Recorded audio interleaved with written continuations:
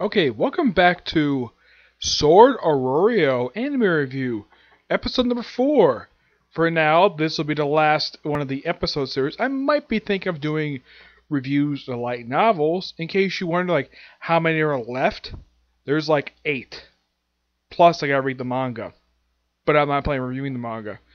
Yep, this one pretty much just adapts, episode book 4. I'm covering episodes 10 through 12.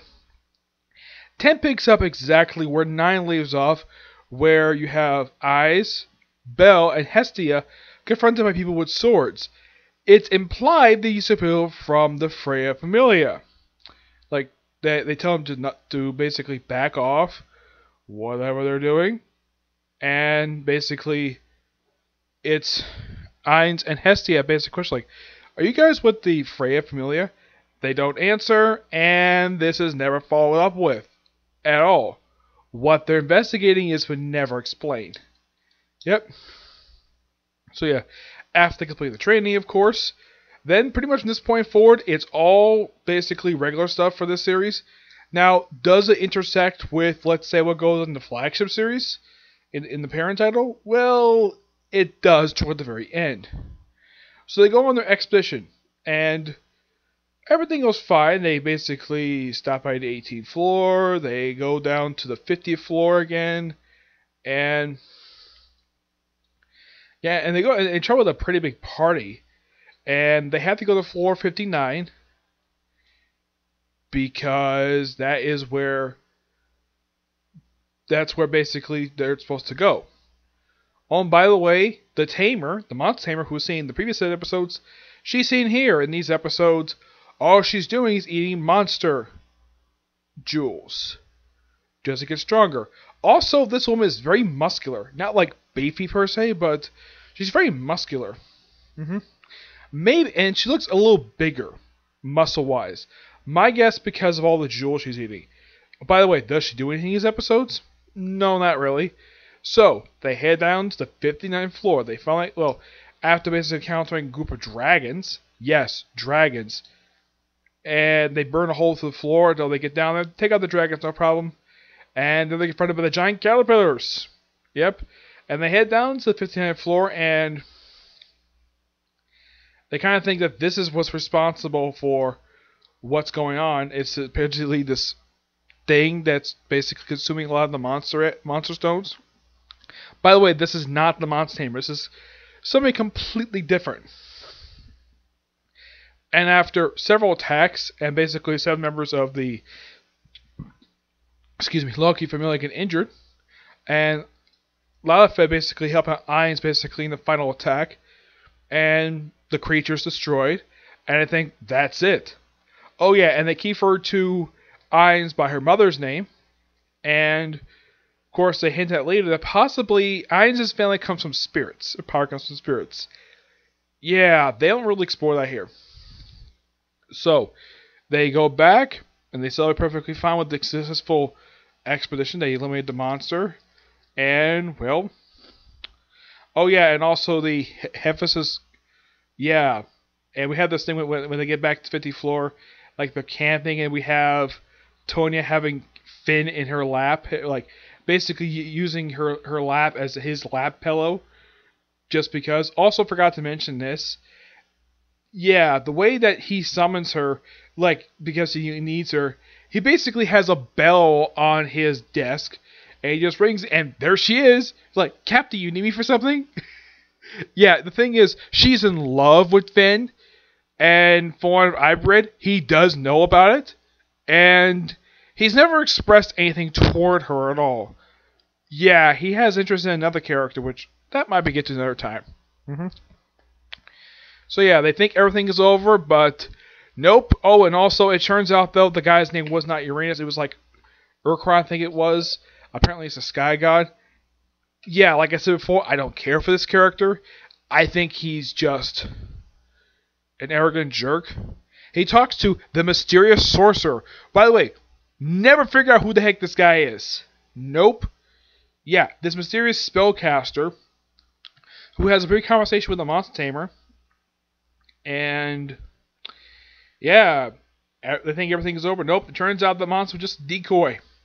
For what? No idea. Because there is no season 2. And then, of course, then we have stuff intersected with the events of the final episodes of season 1 for Is It Wrong to Traffic of Girls in Dungeon? Yep, and then we also have this wonderful ending scene back at a look from headquarters where Ian's thanking Liffey basically for helping her, and she's like, don't worry about it. And then for some reason the animation just stops. I have no idea why this is. And you just hear the voice of like Loki where she wants to grope Ian's, but she up groping Laffy. She's basically a pervert. Yep, it's a funny little ending to it. But yeah, leaves all a big cliffhanger. I saw one person who talked about this particular series where he said, yeah, nobody watched this. Really? No one watched 12 episodes of actually a really good anime. Yeah, JC Staff did a really good job with the series. Too bad we can't get a season 2. In case you're wondering, it's been 3 years since the season ended. Yeah, the main series can get 2 OVAs in a movie, but this series, nope. 1 12-episode season. And that's it. That's all the series got. No second season, no OVA, not even a movie. And if you're thinking, maybe there's not enough material. There are 8 books. There's enough material there to do 2 more seasons of the show. But instead, JC Staff did nothing. Like, what did they do after this? 2 years later, we had the release of the film, which proved to be financially successful enough to do another season of who is of the main series. And of course, that proved to be a success. And of course, the OVA that came out recently. Yeah.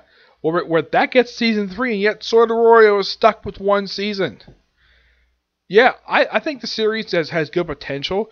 I mean, it's great, though. It's probably by far the first series I can think of where you have a spin-off series that takes place concurrently with events in the main series. Also, there's another thing I forgot to mention. In case you're wondering about the scene when Ainz finds Belle in the dungeon when she's unconscious. Yeah, and in case you're wondering why her thing is partially torn. Yeah, her outfit's actually again later. Yeah, in case you're wondering how that happened. Basically, the 6th episode of this series explains why. Her battle with the giant skeletal monster, that's what caused her outfit to be torn like that. And Belle says nothing about it at all. He sees her eyes, he just runs away from her. Yeah, that's the thing when it comes to Ainz and Belle in this particular series. Their interaction is so minimal at best. They interact more in the main series than they do in this one. And this is supposed to focus on her. Though for a series that's supposed to focus on Ainz, they focus a little bit too much on Lafa, who is basically probably exclusively for this particular series. And she has technically appeared in the flagship series, mostly in cameos. She doesn't really do much in the main series, does more in this series. Because if you watch this series, the first 3 episodes focus on her.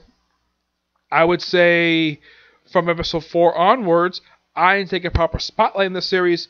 Lafa is there basically to witness a lot of the stuff happening in the series. Yep. This series is really good. I thoroughly enjoyed it. I kind of wish we had season 2, but nope, we currently don't. I'm still hoping for it. Yeah, there's still plenty of material out there. There's plenty of material you could do with season 2. I don't see why not. Yep. So yeah, not much else to say about this particular series. It's good. Final thoughts? Great series. Watch it. But watch the flagship series first. Watch the main series first for the first season. And then watch this series. Yeah. Like, basically, you have to watch season 1 to get kind of basically the current grasp, basically, what's going on here of why you have certain scenes. Like, what, yeah, basically, if you want to basically see what Belle's perspective, basically, when he pops up in the series, like, you see his other side of this stuff, watch the main series.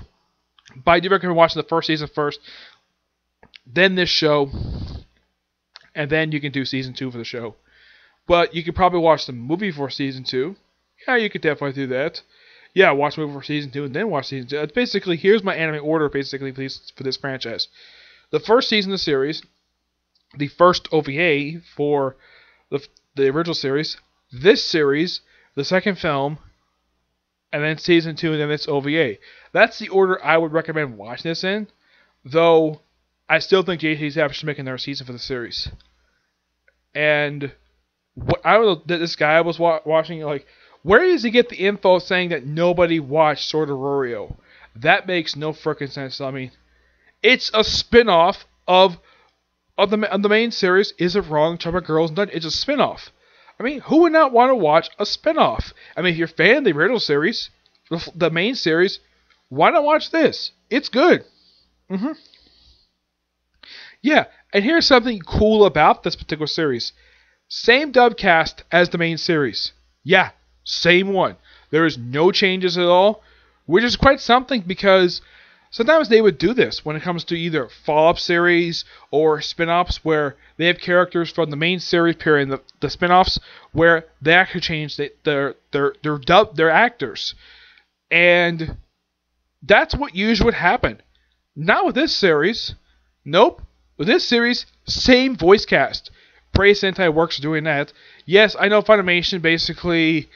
The only reason why they would replace somebody, not just because, well, change new series. The only reason why they would, like, the only series I could think of they did change the dubcast for it was Cardcaptor Sakura. It's the only one I could think of they actually changed the dubcast. Unknown why they couldn't bring in the dubcast from, like, either the actors from the first dub or the second one. Yeah, it's completely unknown why they can't bring in those and how the characters actually sound like the way they do, like how they're.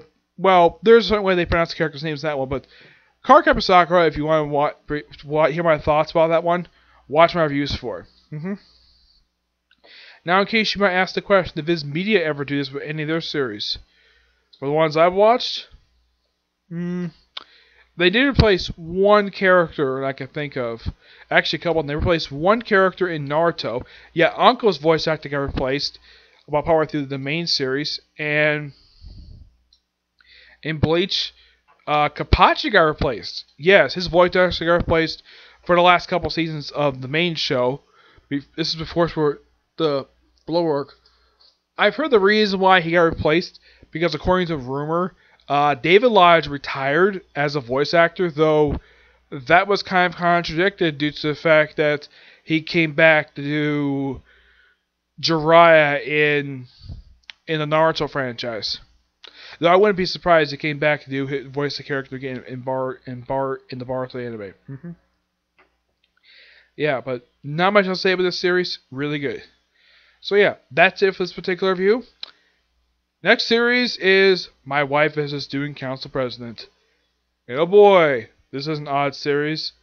And here's the thing. I started it today, and the thing is, I'm already almost done with it. I've got like 2 episodes left. Yeah, I started it early this afternoon, but I'm thinking, what, 12 episodes? And he got done that quickly? Yeah, you'll find out why when I talk about it soon, okay? But see you next video. Bye.